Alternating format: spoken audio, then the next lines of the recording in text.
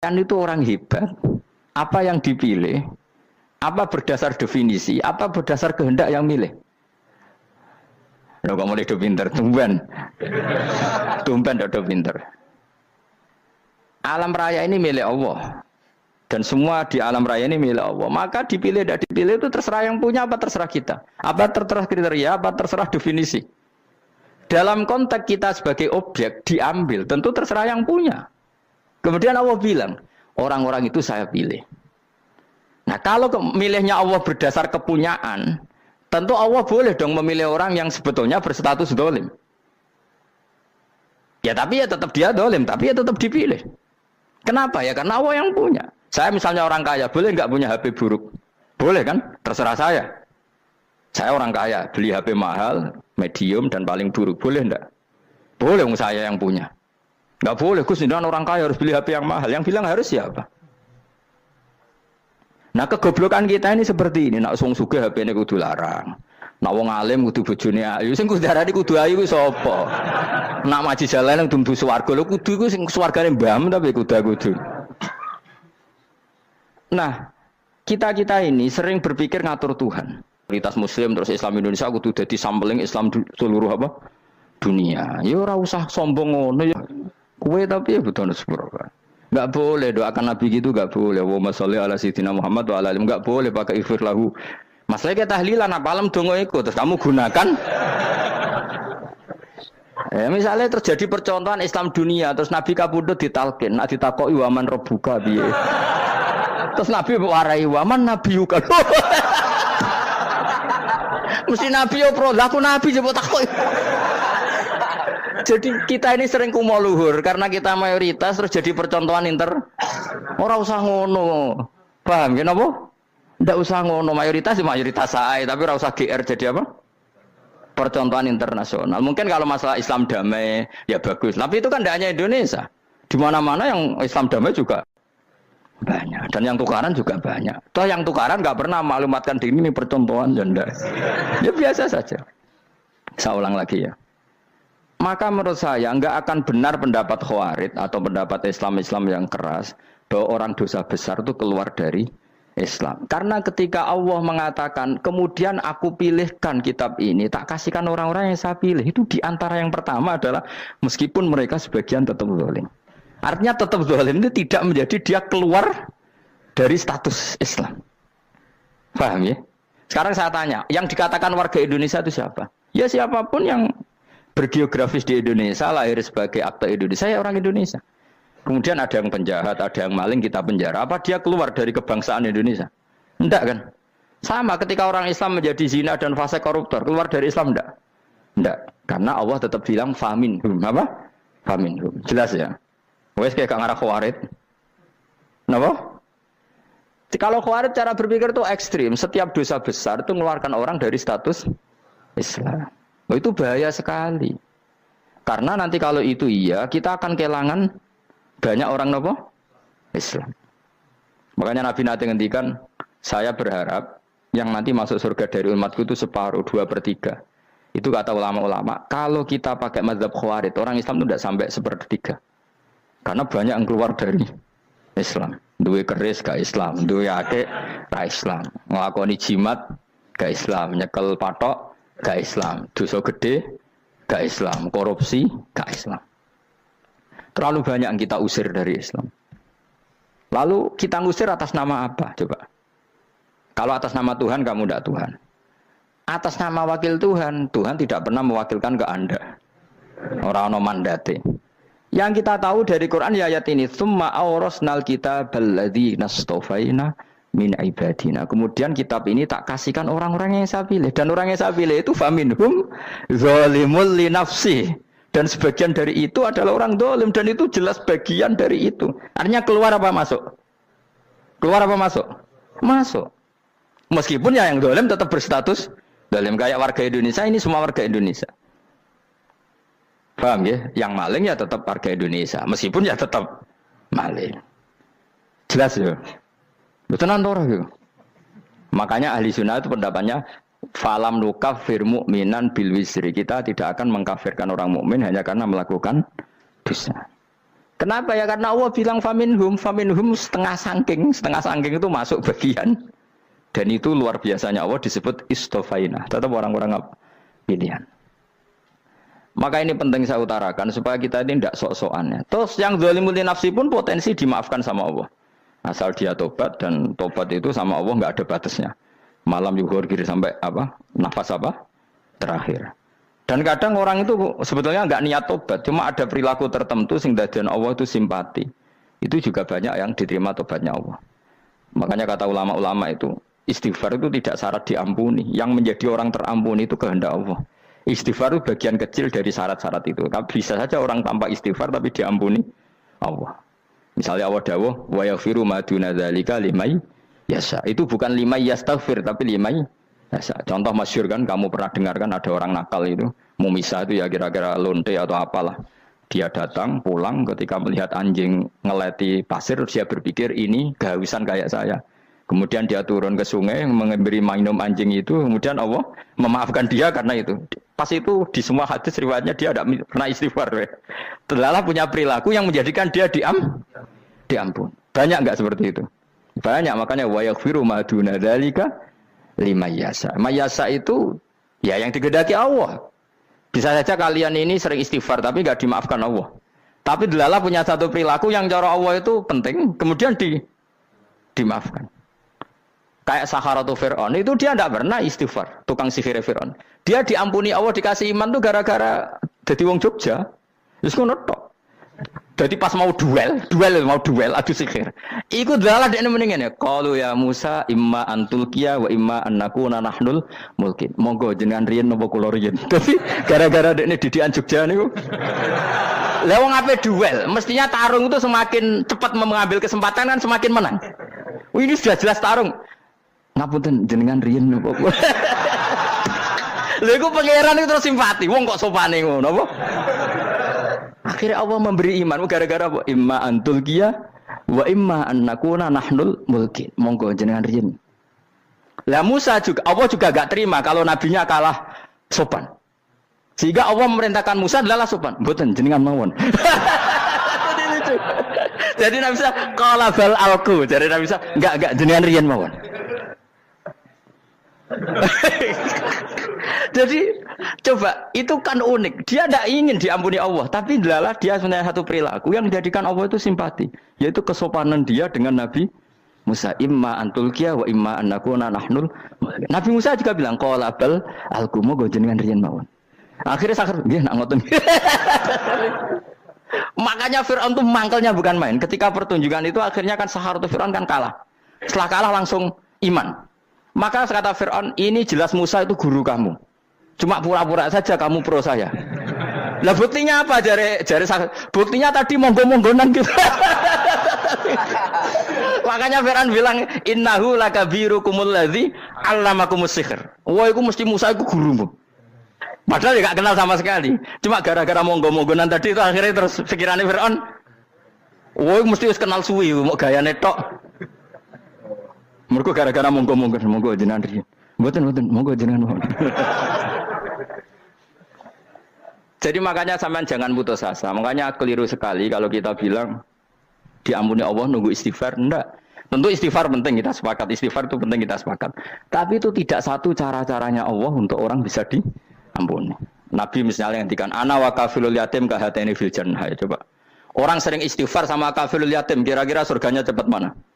Cepat kafilul yatim meskipun enggak istighfar. Boleh istighfar terus tapi medhit ra karuan. Tak jamin pun rokok alamatnya medhit jelas nen rokok aku roh. Wis jelas.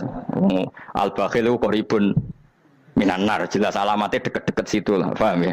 Wis jelas as-sakhi qaribun minallah, qaribun minan nas, baitun minan nar. Nah al-bakhil apa? Baitun minallah, baitun minal jannah, qaribun minan nar. Jadi wong medhit itu ya deket-deket situ alamatnya sudah jelas deket-deket neraka. Ana wa kafilul yatim kahataini fil. Berapa? Apa semua yang dimaafkan Allah Nabi nyebut syaratnya istighfar? Kebaikan fil bahr. Orang alim itu otomatis dimintakan maaf oleh langit dan bumi sampai iwak ning laut. Mulane jendur aku sebab jangan istighfar. Aku sing istighfar iki akeh sembrono. Langit bumi no. Mulane kula nu jarang istighfar bukan karena saya sombong, memanfaatkan istighfar mereka no. Dan saya yakin itu lebih mandi timbang istighfar saya. Koman fi samawati nglebokno Jibril, Mikail. Orang-orang keren apa makhluk-makhluk apa keren. Saya baru cari hadis yang wa innal muta'allim sing ijek belajar tapi belum ketemu. Nanti kalau ketemu tak kasih tahu apa? Karena hadisnya yang saya baca masih wa innal alim apa? Orang alim jadi agak ketat. Nah, nanti kalau sudah ketemu wa innal muta'allima. Nanti dicari. Tapi pasti palsu kalau ada itu. Karena semua tagnya itu apa? Alim. Atau ya kamu alim dibanding yang di bawahnya. Ya semoga itu masuk apa? Jadi dibanding orang Papua kan harus alim. Saya ulang lagi ya, ini penting sekali. Jadi latihlah jangan punya gerakan takfiri orang lain dianggap kafir, orang lain dianggap kafir karena Allah tidak pernah mengusir hambanya. Meskipun apapun salah najiyah, kata Allah tetap faminhum. Apa? Faminhum. Hum itu rujuknya ke yang depan. Jadi termasuk orang-orang yang saya pilih adalah faminhum zalimul li nafsi. Tetap dia di arena itu. Nisbatnya Islam ya tetap di area Islam itu. Meskipun yang ya kayak warga Indonesia coba. Warga Indonesia itu siapa? Yang terlahir di Indonesia dan berKTP berkartu keluarga Indonesia sudah. Nanti tentu yang bajingan tetap bajingan, yang koruptor tetap koruptor. Tapi menjadi warga Indonesia terus keluar dari warga Indonesia. Tetap warga Indonesia. Kira-kira seperti itulah analoginya. Tetap istofaina, tapi tetap berstatus faminhum dalim. Tapi rujuknya kan tetap faminhum ikut setengah sangking alladzina tofaina. Mulane ngaji sing tenanan. Kowe ora usah anut khawarit. Khawarit itu apa? Ngamukan. Sidik-sidik wong liya salah itu apa-apaanan. Loh saya juga mangkel be wong dolim. Semua orang soleh mangkel be wong dolim. Tapi ya dihukum saja. Misalnya dalam Islam ada kisos, ada khat. Ada hadul qadzaf, hadus sariko, ya hukuman saja, tapi hukuman itu tidak bisa menghilangkan status. Ya sama seperti manusia tetap manusia, meskipun apapun dia ya manusia. Ya tadi misalnya manusia itu siapa? Ya manusia itu ya manusia. Terus kamu bikin orang yang standar ideal manusia adalah yang berperilaku baik, yang nggak pernah salah. Kemudian kalau Zaid itu maling berarti tidak manusia. Terus barangnya apa? Ketek. Tidak bisa, makanya kembali lagi dinul aja. Kamu bikin definisi manusia itu tidak usah seangkuh itu. Manusia seperti ini manusia ya sudah, maling ya manusia, orang soleh ya manusia, orang sedengan ya manusia. Lelaki itu apa? Yang punya alat kelamin penis itu lelaki titik sudah. Sehingga nanti warisannya ya dia lelaki. Sholatnya dia bergaya. Kamu tidak usah bilang gini, lelaki adalah yang cakap memimpin, yang maco, yang kuat. Jika kalau tidak seperti itu namanya perempuan. Terus kamu membolehkan yang seperti ini jadi makmumnya perempuan. Imamnya perempuan sing maco. Kacau enggak kalau agama nuruti logika-logika itu? Enggak, jawab aja. Kacau.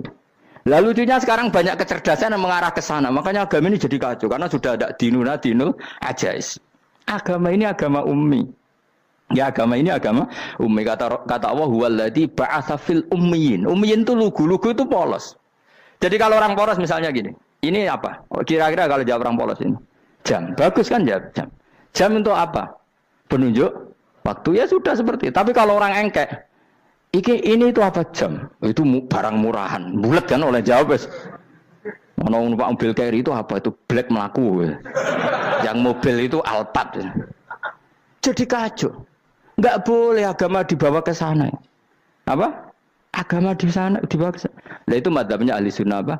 Wal jamaah. Ketika Rasulullah ngendikan la yu'minu ahadukum hatta yuhibba li akhi, ora kok diarti ini ora iman.